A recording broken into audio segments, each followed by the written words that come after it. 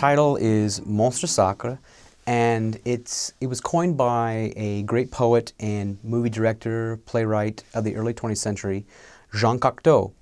And it literally means a holy terror or a holy monster. And it's the idea is you have these great artists, these brilliant, talented people that wow and dazzle us. And even though their lives, their personal lives, are just awful and offensive, and off stage you don't want to be around them, you forgive them over and over again because you need their art so much. And so I thought that was a really interesting kind of concept, and I wanted to write a piece about it.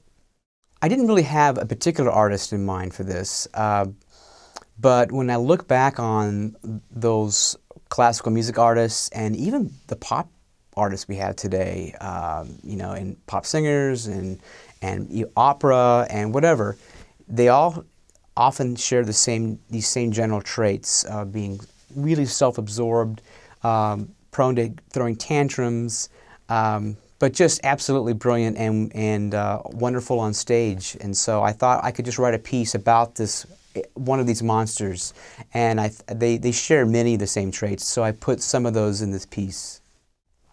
Piano is a great instrument for this piece because you can be as soft and as tender as you want to be, and as explosive as you want to be. So I can have the tantrums, I can have the tender love song, I can show every emotion that this monster might exude in his life, and the piano does a great job putting that out for us. So this piece is kind of a character analysis of one of these monsters, and I put it in 4 movements. The first movement is kind of like an entrance, and it's called entrée et intrus, and it's as if you're at a party, and in bursts this bigger-than-life individual that demands your attention. They're confident, they're over the top, and they create the life of the party, they demand your attention. And so the piece is very much like that. Lots of great pianistic, big grandiose gestures in the piano, ringing sort of chords that I think of as sort of announcement chords that bring the artist into our lives.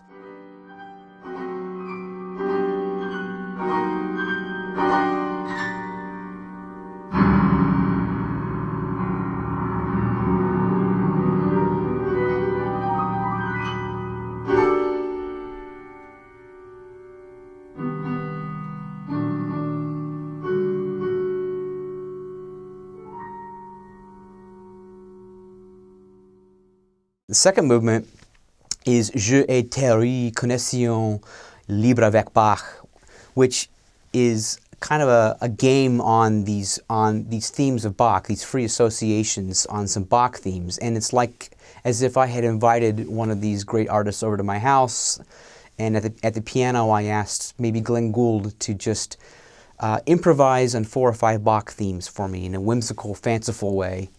And this piece was really what that fantasy might be like, kind of showing the genius of the artist.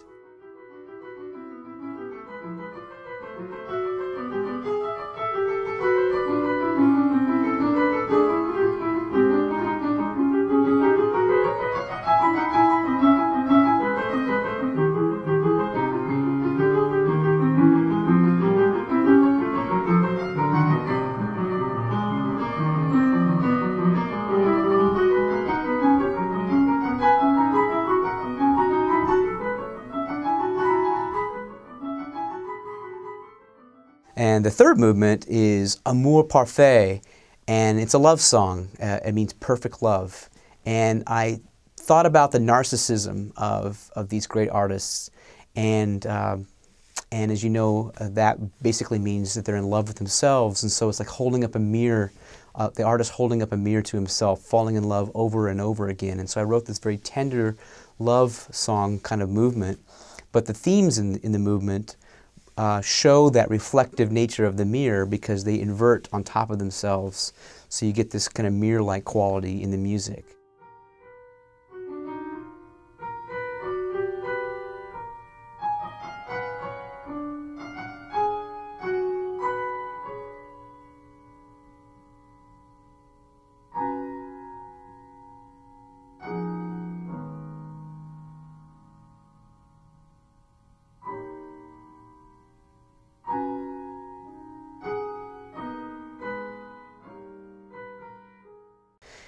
And the final movement is Rondo et sortie, le monstre danse, or Rondo and dance, the monster exits.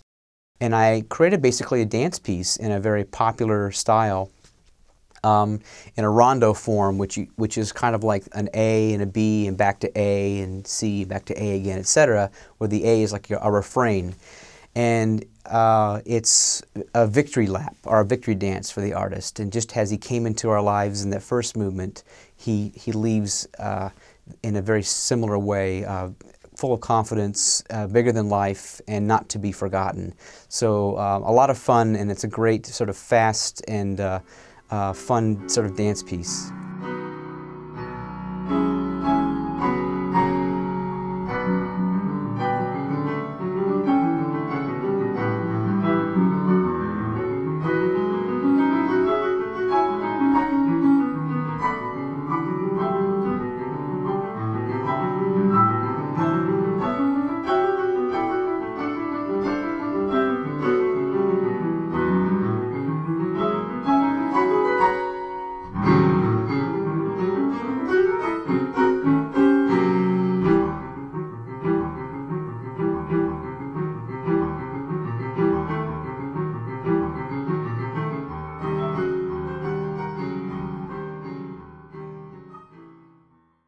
My piece will be premiered on April 2nd in New York on Victoria Bond's Cutting Edge series, April 2nd. So if you just Google my name, Lincoln Hanks, Monstre Sacre, and Cutting Edge or something like that, you'll totally find it.